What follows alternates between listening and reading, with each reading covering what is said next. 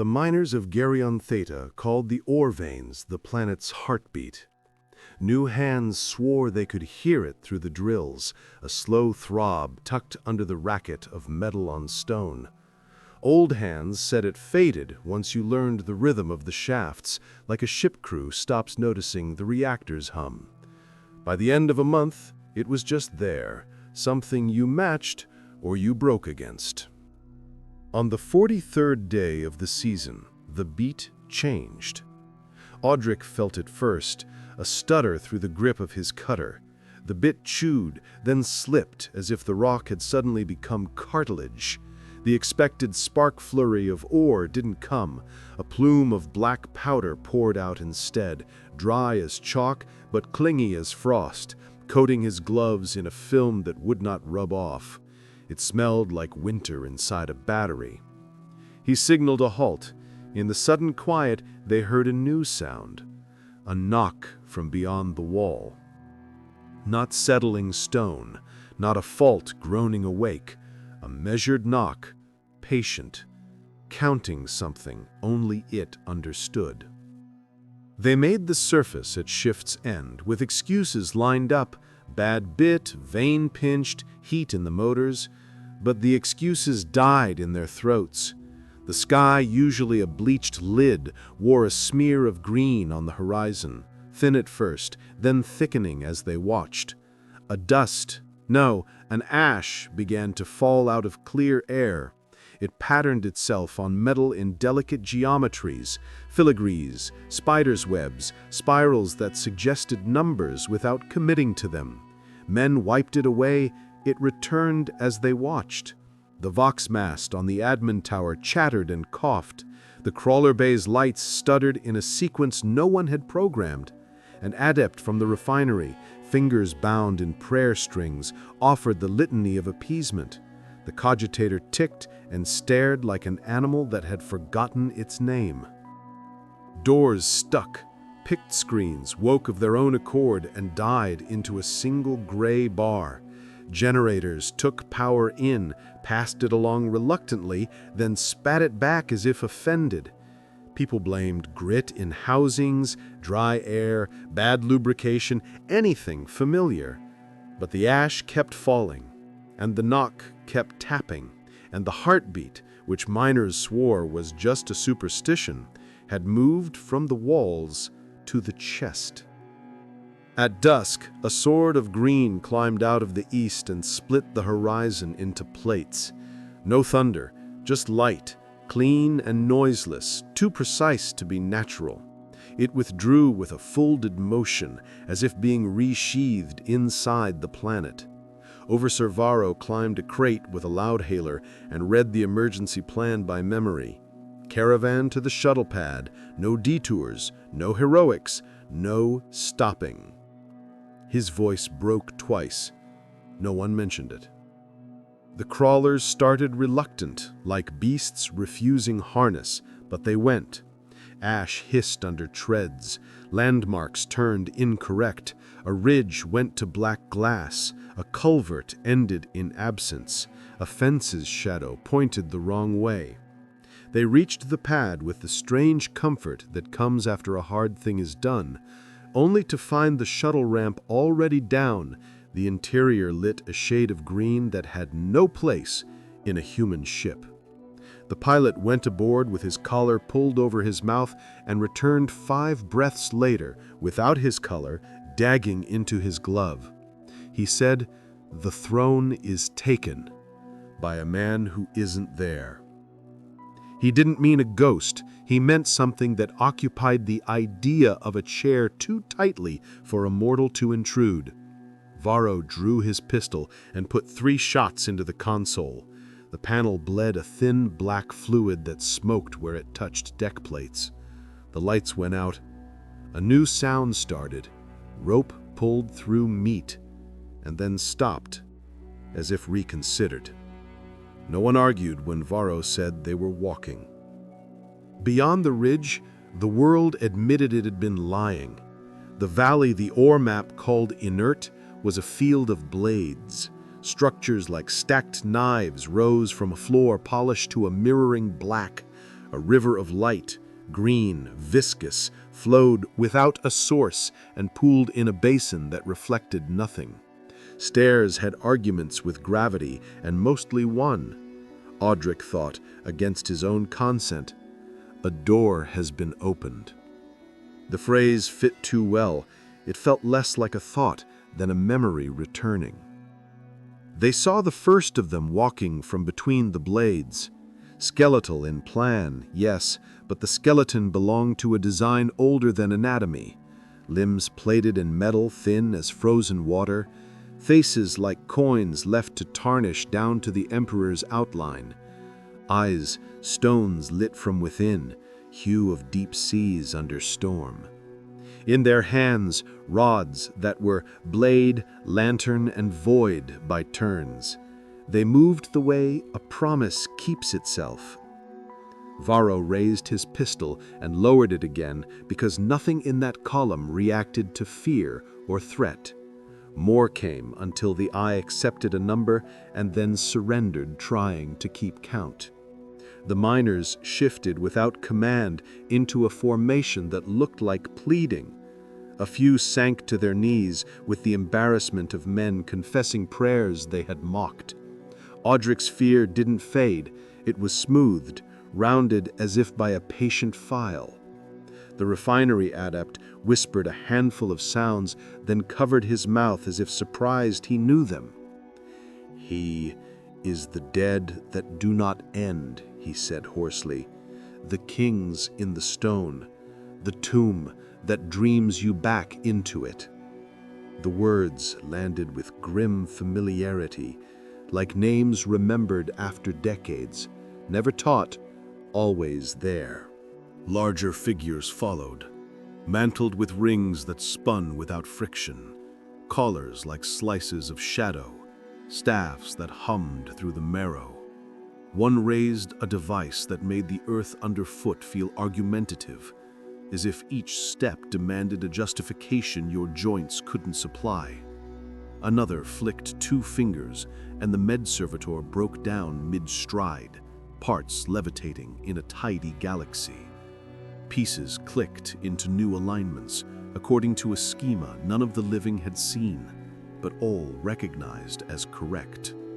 The rebuilt thing blinked once, without lids, and walked away on business that had waited too long. Above them, something arrived without descending. Space accommodated it with a sigh. A vessel, if vessel applied at all, took position over the knife field like a theorem taking its place in a proof. It cast no shadow. It made light reconsider where to go. Men bled at the nose and ear, and a few smiled beatifically, convinced a long-denied god had finally kept a promise. Night came without evening. The ground unfolded, not built, planes rotating out of solution, ribs sliding into sockets already waiting. Ash settled into letters the eye refused to keep still. The Vox didn't so much speak as practice speaking, producing fragments that belonged to grammar but not to any language the miners owned. Then a phrase formed and repeated, polite as a clerk at a window. "How many remain? How many remain?" Numbers felt slippery in the mouth. A boy shouted his own name until his throat broke. The handset gave it back to him gentled and exact, like a mother returning a toy repaired.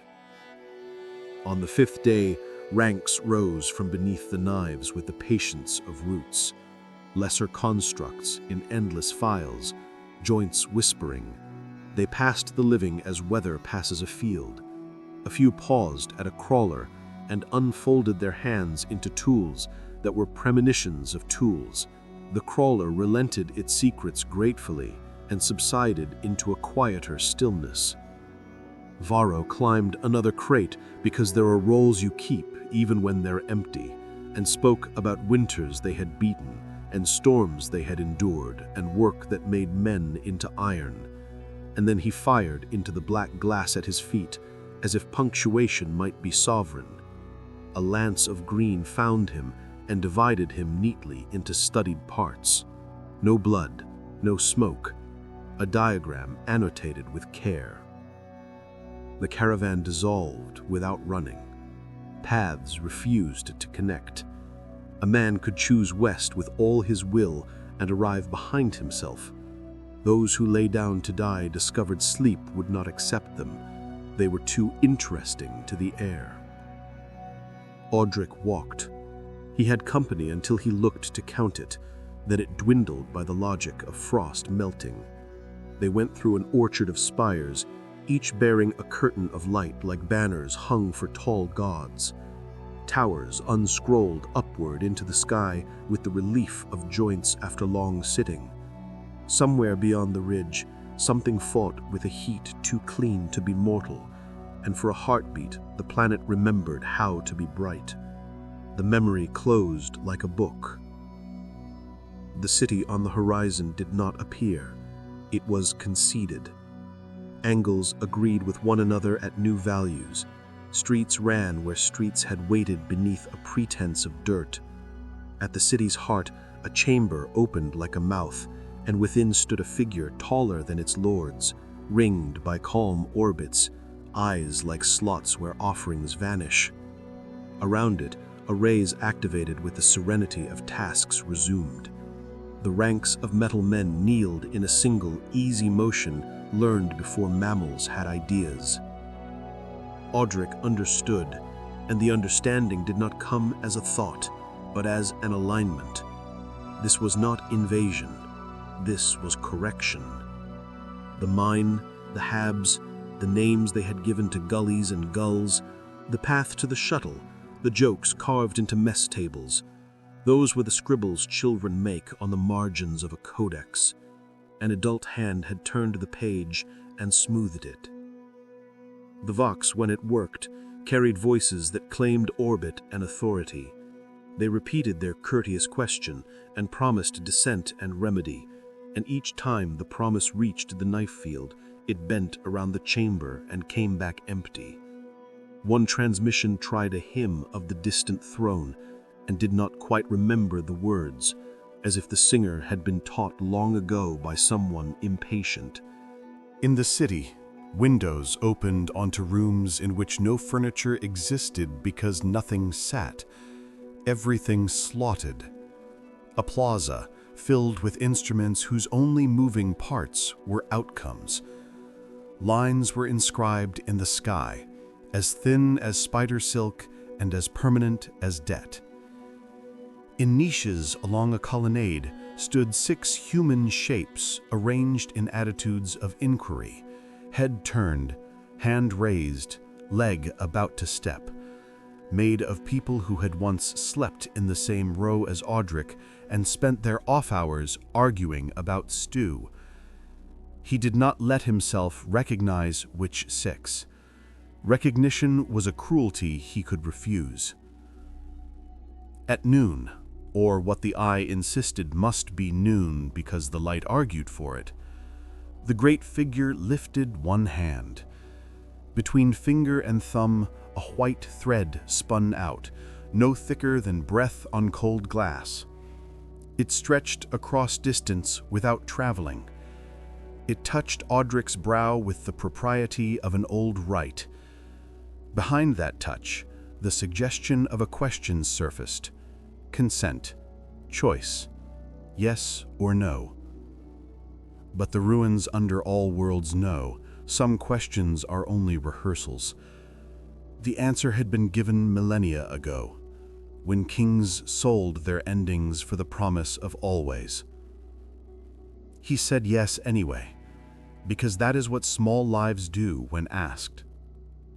Relief arrived not as joy, but as the cessation of a hum he had not known he had been enduring. The heartbeat in the stone and the beat in his chest reconciled on an even count. The thread went dark. The figure turned its regard a fraction, and the city adjusted somewhere beyond sight. Men still wandered the knife field, stragglers, unbelievers, those too stubborn to let the story finish without them. A few were gathered by rods into neat heaps of potential. A few were permitted to stand and watch as ranks drilled along lines only the ground could see. One sat cross-legged and described the war in heaven with the lucid detail of memory. When his voice broke, he apologized for embellishments he could not help. A lord paused, considered him for exactly long enough to be polite, and moved on. Politeness here was a habit of precision. Night returned, this time with stars properly arranged. New lights glowed in places charts had insisted were empty. The ash calmed into permanent clauses. Wind, when it came, carried no sound but the innumerable small ticks of work continuing. A small creature, native, name unknown, emerged from under a slab, examined the new geometry, and froze forever in an attitude of understanding slightly too late. In the days that followed, though day and night became matters of aesthetic preference, ships came and went like commas in an endless sentence. They took nothing that could be weighed.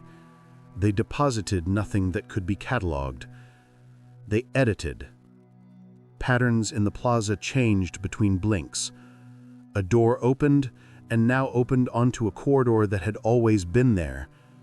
The scar where the shuttle pad had been closed without scar, the way a paragraph closes when its parenthesis finally finds its partner.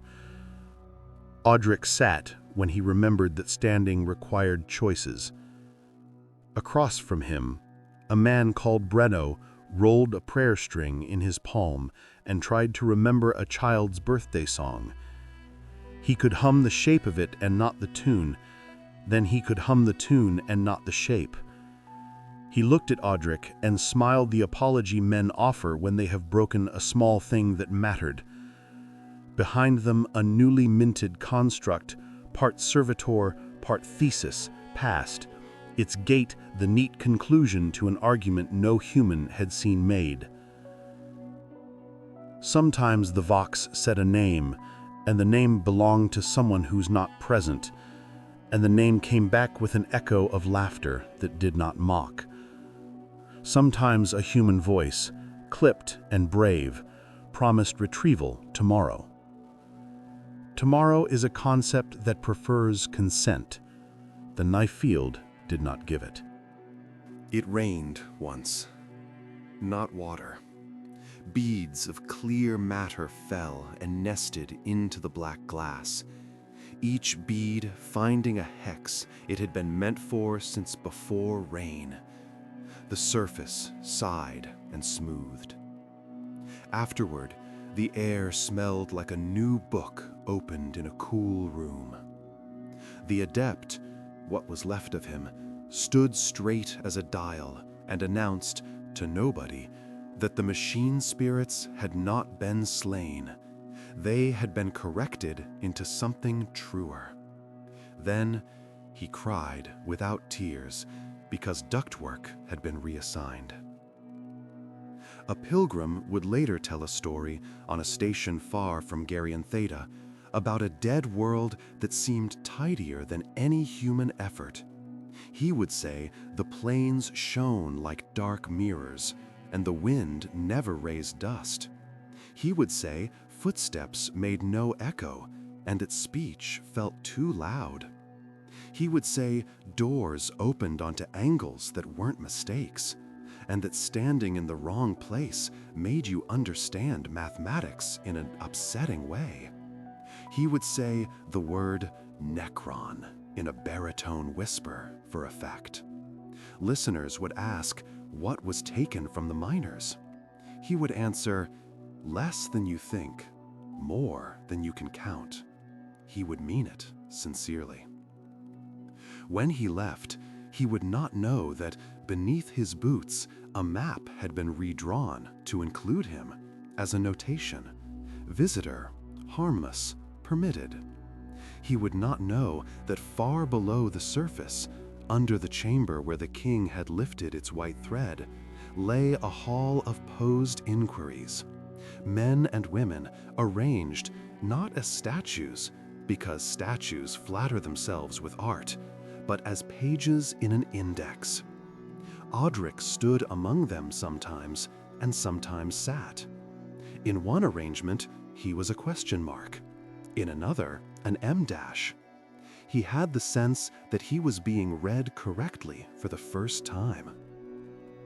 If someone should come later with banners and faith and guns, the valley would greet them as a sentence greets a new reader, calmly, without hurry, prepared to clarify its grammar. If the readers proved diligent and humble, they might be allowed to walk the black glass and not fall through into concepts that don't support boots. If they insisted on punctuation with explosives, the field would provide a better mark. As for the miners' old joke, it survived. The ore veins had a heartbeat, they used to say. The veterans would shake their heads and tell the green ones that, in time, you stopped noticing. That part had been true. It would be true again for future miners on different worlds with different doorways in their rocks. They would work to the rhythm and ignore the knock on the other side. And somewhere, very far away, or very near, a hand would rest patiently on an old threshold and count.